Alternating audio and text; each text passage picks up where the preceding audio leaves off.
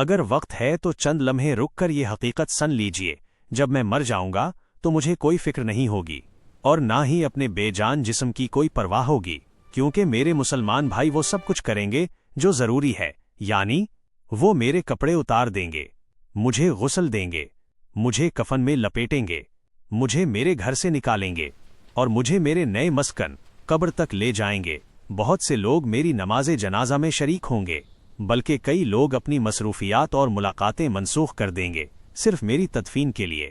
یہ وہ لوگ ہوں گے جن میں سے شاید بہت کم نے کبھی میری نصیحتوں پر دھیان دیا ہو۔ پھر میری چیزیں ختم کر دی جائیں گی، میری چابیاں، میری کتابیں، میرا بیگ، میرے جوتے، میرے کپڑے، اور اگر میرے اہل خانہ نیک ہوں گے تو وہ ان چیزوں کو صدقہ کر دیں گے تاکہ وہ مجھے فائدہ دے سکیں۔ یقین رکھیں کہ دنیا مجھ پر نہیں روئے گی، دنیا کا نظام نہیں رکے گا، معیشت چلتی رہے گی اور میری جگہ کسی اور کو نوکری مل جائے گی، میرا مال ورثاء کو منتقل ہو جائے گا، جبکہ ان سب چیزوں کا حساب مجھ سے لیا جائے گا، تھوڑے کا بھی، زیادہ کا بھی، ذرہ ذرہ کا بھی، اور موت کے وقت سب سے پہلی چیز جو مجھ سے چھین لی جائے گی وہ میرا نام ہوگا۔ جب میں مر جاؤں گا تو لوگ کہیں گے جنازہ کہاں ہے، اور میرا نام نہیں پکاریں گے۔ جب وہ میری نماز جنازہ پڑھیں گے تو کہیں گے جنازہ لاؤ، اور میرا نام نہیں پکاریں گے۔ جب وہ مجھے دفن کریں گے تو کہیں گے میت کو قریب کرو، اور میرا نام نہیں پکاریں گے۔ لہٰذا مجھے میرے نسب، میری قومیت، میرے عہدے اور میری شہرت پر کوئی غرور نہیں ہونا چاہیے۔ یہ دنیا کتنی حقیر ہے اور وہ حقیقت کتنی عظیم ہے جس کی طرف ہم بڑھ رہے ہیں۔ لہٰذا اے زندہ انسان، جان لو کہ تم پر 3 طرح کا غم کیا جائے گا۔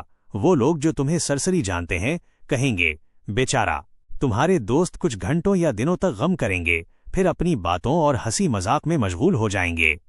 گہرا غم تمہارے گھر والوں کو ہوگا جو 1 ہفتہ، 2 ہفتے، 1 ماہ، 2 ماہ یا 1 سال تک رہے گا، پھر وہ تمہیں یادوں کے گوشے میں رکھ دیں گے۔ تمہاری کہانی دنیا والوں کے لیے ختم ہو جائے گی اور تمہاری اصل کہانی شروع ہو جائے گی۔ تم سے چھن جائے گا حسن، دولت، صحت، اولاد، تم گھر، محلات اور بیوی کو چھوڑ دو گے اور تمہارے ساتھ صرف تمہارے اعمال رہ جائیں گے، اور یہی حقیقی زندگی کی شروعات ہوگی۔ سوال یہ ہے، آج سے اپنی قبر اور آخرت کے لیے کیا تیار کیا؟ یہ حقیقت سوچنے کی متقاضی ہے۔ لہٰذا فرض نمازوں کا خیال رکھو، نفل عبادات کرو، خفیہ صدقہ کرو، اچھے اعمال کرو، رات کی نماز ادا کرو تاکہ تم بچ سکو۔ اگر تم نے لوگوں کو اس تحریر کے ذریعے نصیحت کی جب تم زندہ ہو تو قیامت کے دن تمہیں اس کا اجر ملے گا انشاءاللہ۔ اور نصیحت کرتے رہو کیونکہ نصیحت مومنوں کو فائدہ دیتی ہے۔